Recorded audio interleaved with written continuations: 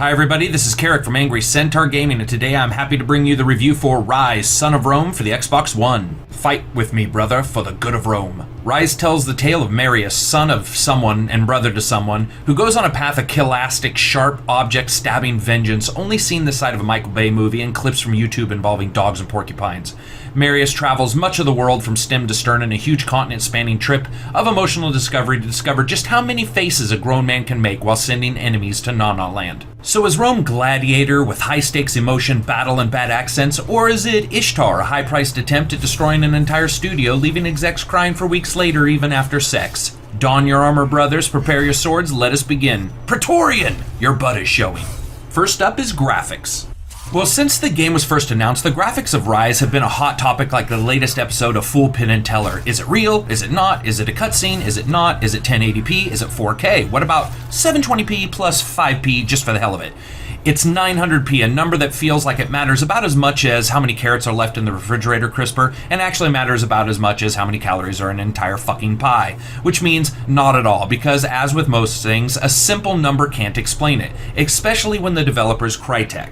Crytek always seems to be able to squeeze god juice out of just about anything they work on, like an entire company of Da Vinci's all working in concert after imbibing cases of 5-hour energy drinks. They're skill-driven and sometimes a bit scatterbrained when it comes to handling the other aspects of their games. Listen, it looks amazing. If you know anything about the game, you know that. If you don't, here goes with a little bit of a technical description. The game runs at a 900p resolution, a bit more than most current-gen games and a bit less than the hoped-for 1080p of the next-gen systems. It's slathered with some savory anti-aliasing tech to make everything look smooth. This is basically a technical term for making objects in the game world not look like they're made from miniature Lego blocks. And here it smooths shit out like an Iranian diplomat without bringing nuclear talks to the table. Some of the best bits are the face tech. This shit is almost past Uncanny Valley. First, they remove that thing that you see every time your girlfriend comes home and says she's leaving you for a clean-backed Polish weightlifting coworker.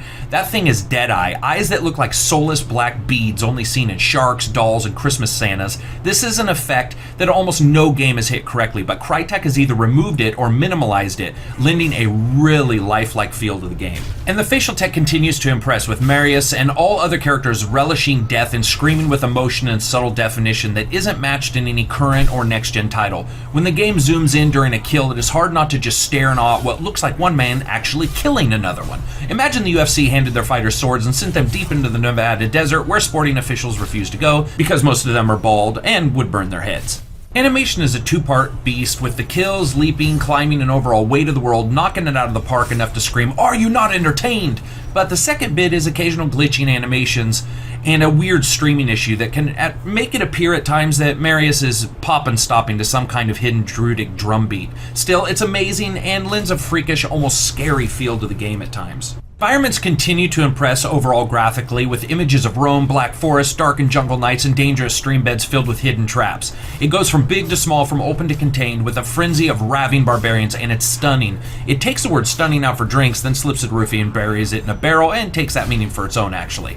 Only one other game comes close to this on next-gen systems, which is Killzone, and though I have both of them, I feel differently about each, and I found myself more and more impressed with Ryse as I played. This truly is the meaning of the term, this has to be seen to be believed, because damn, the lighting in particular is so outstanding that a couple times I thought I'd switch to a full motion video, especially in some of the areas where rock and stone was shown. Overall, it's one of the most technical, amazing masterpieces I've seen, especially for a brand new first year game on a new system. This is stunning, and it shows a graphical leap that is far more than, let's say, the 360 games that came out that first year. Up next, sound, music, and voice. The clash of swords, the crackle and low vroom of fire as it races up wood, the steel clink of armor as a warrior bends at his knee in man prayer, then rams his sword through the gooey innards of an enemy as if he's trying to throw his own arm into orbit. The sounds are crystal clear, highly sampled, and amazing throughout. There's simply nothing here that isn't of stellar quality.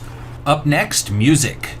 Easily invoking a movie soundtrack stylings from movies like Troy, Gladiator, and that amazing pirate movie, The Lost Kingdom, Ryse rams home a thunderously in-your-face soundtrack with the subtlety of Jim Cameron's award speeches. Huge symphony bits played during climatic battles and emotional moments. Yes, people, there are some emotional moments in the game. All the way down to the eerie placed bits in later night and stealth sections. The music is not only good, it's paced perfectly for the game and invokes an emotional response even if you're just sitting in a menu screen. Up next, voice. I've just completed the final embellishments. It's a gift from my father, the Emperor. I am hard on voice acting in games, always have been, especially if they're expected to add any kind of drama or emotional feeling to a moment in the game. So basically, unless it's a fucking spaceship computer program telling me my shield strength, I want the voice acting to have some kind of emotion. Crytek deserve a steady round of applause for making me entertained. This is some great voice work, and of course, adding with the facial animation, it has some really awesome moments of subtlety that I was very surprised to find. Marius is a long life warrior, but at times the mystery of what's going on in his life comes out in small emotive bits and the tone of his voice. The Emperor and his son vacillate between moments of brutal clarity and moments of absolute batshit craziness that evokes the real danger someone would feel talking to Ernest Borgnine after he found out he wouldn't be the pilot of Airwolf. Fine, fuck you, I'll just fix the helicopter by rewiring the back panel. But it is Marius' commander and again the Emperor's son both that are simply so well done. The commander starts out in what you think is a mentor role in the game, but as things continue, the look of awe and mystery on his face when he talks with Marius is instantly recognizable, and the Emperor's son is an emotive, screaming, whispering, smiling, stabbing ball of insanity that is just impressive to watch. Gameplay. The raging warrior elephant in the room rises like a fortress after being sieged by a Roman army for 3 months, or a hot virgin over 16 in Kentucky. Boring, no gameplay, all QTE. Those are things people have said, and this is where I have to say, no, it's not. It's not perfect, nope. But what it is a fun, varied display that takes some bits from games like Batman, God of War, and other hack-and-slash games. There are over 100 canned finishers in the moves list, various environmental kills, alternate weapons to be used, strategies to be evoked, and enemies to be juggled. At some point while playing, I had to seriously question myself if people who have dogged on the game have played it or just watched YouTube videos, because saying it's all QTE is like saying Star Wars is a movie about lightsabers. That's like removing all other aspects of the gameplay without any explanation. The basic moveset is sword slashes, kicks, shield attacks, and heavy attacks with both, as well as a block, counter move, dodge, and a special move that slows down time, as if you needed it so that you can slash at an enemy in hyperspeed, simply giggling like a schoolgirl as you flay enemies with logger-like hatred towards trees in their backyard blocking their direct TV signal. While the QTE finishers don't even need to be performed, they are fun as hell, and the Centurion Praetorian fighting style isn't seen in many games, so it's a refreshing set of moves that will have you nodding your head as you realize these fuckers were killing machines. Just basically entering negotiations with other nations so they could laugh wickedly as they slaughtered the entire population to test out new cool moves.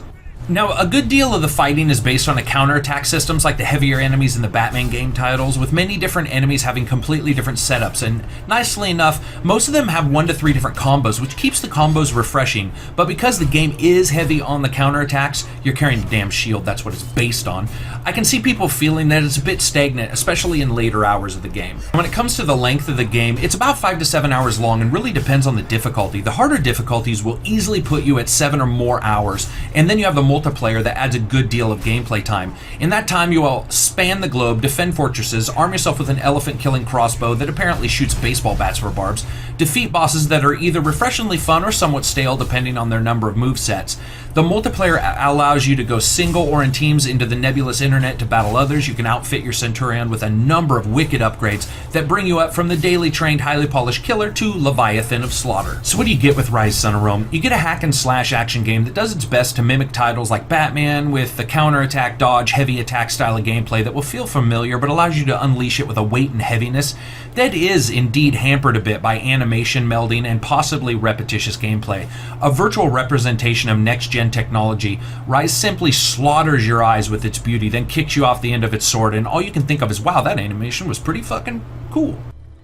So I rate games on a buy, wait for a sale, rent, or create a shield out of the unsold game discs and die upon it rating scale. This is actually a wait for sale, and here's why. If the game came in at $39.99, it would be an instant buy because it's fun, amazing looking, and has a good deal of replay value. Once you get into that $50 to $60 price range, you are averaging sort of a bad bang for your buck money to hotness and length of game ratio. The game is held back by its length first and foremost, and clocking in at 5 hours is lean as hell, and though it is wickedly fun at times, it also does indeed have an issue with repetition that a first playthrough you're going to notice, and it's worse if you go with harder difficulties. See, that's the thing, the executions are amazing, and yet one playthrough won't unlock them all. It will unlock a tremendous number of them, but I can see if someone died a lot or put it on a harder difficulty than they normally would, by virtue of the science of time spent, you would see more of the same executions. It's understandable. However, saying Ryse of Rome is bad or boring brings up some very dangerous comparisons to many other games that do the exact same thing in both their combat system and upgrade paths, beside the fact that calling the game bad feels like some kind of rating based on a response that reviewers just love good graphics. It's like Ryse got caught in the crossfire of the next-gen bullet and its length and the fact that Crytek made it. Many people feel that Crytek is staring down the business end of a resume filled with eye-candy titles and boring gameplay, and sometimes reputation can hurt you. But I ended up playing a pretty damn good game, a game that has no shame being either a first-year title or a third-year title. There are better and there are worse, but that's like saying that if you try to breathe water, you won't be around for very long. No shit. Regardless, I was never bored. The story was entertaining with a few plot twists, but it is indeed hampered by its single-player length and some animation issues that crop up. Since it has multiplayer, that does add some value, but it's too early to tell how fleshed out that multiplayer will be and if it will have the lifespan of Nero or the lifespan of one of his servants. Well, I hope you enjoyed the review. If you liked the review, let the gladiator live with a thumbs up, but if you hate it, kill him with a thumbs down. Comment or share the video if you can. Embrace me, brothers, cause I love hugs. This is Karak from AngryCentaurGaming writing to you in long form from somewhere in the dark woods. Peace out, bitches.